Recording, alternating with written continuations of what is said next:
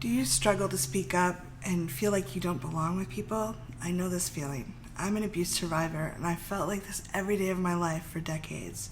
Each time I left my home, it was an act of courage, and even being home alone was only a relative relief. I felt awkward talking to people, and while I did well at work, it was exhausting and overwhelming. I often kept my mouth shut because I was afraid, even when I knew I should speak up. It was hard to speak up or ask for what I wanted or needed.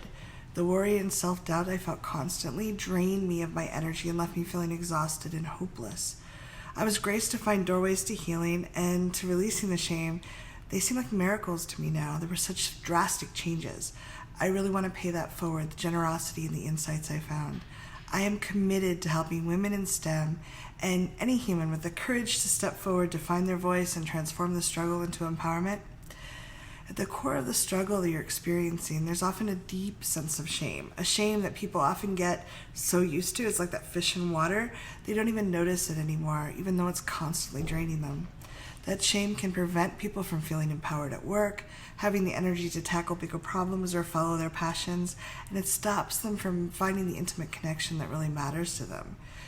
It takes a lot of energy to keep that shame pushed down and hidden, and it's hard to express passionately when your heart feels sore and wounded all the time. We can't talk ourselves out of shame. We have to experience ourselves differently. The first step is knowing you're not alone.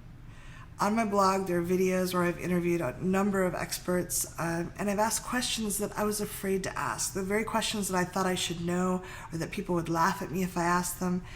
And I talk to people who aren't afraid to be real and to share their awkward and less glamorous moments. I include talking about sexuality and body image. Watch what you're drawn to. The next step is to gain some skills and understanding about your self-judgment and maybe upgrade the techniques you use to connect with others. We all learn them from our parents and teachers, and those skills may not have been the best approaches we could have used. There are free webinars and some paid programs online on my site that might help you with that. And none of this works if you don't take it to the field. It can feel impossible to practice with the average person. I have meetups and workshops periodically that guide attendees to being authentic and sharing their awkward moments. Nothing changes our experience of ourselves and our beliefs faster than walking with other people who are being real. Our survival brain learns by watching others and by doing things, not just by reading a book or thinking about it. And if you're not in the area, I have a resource page with other locations where you can get help. It takes courage to show up at these events, and our self-talk can convince us that we don't belong. The price of connection and getting the things we want in the world is showing up, the courage to show up and walk through the door.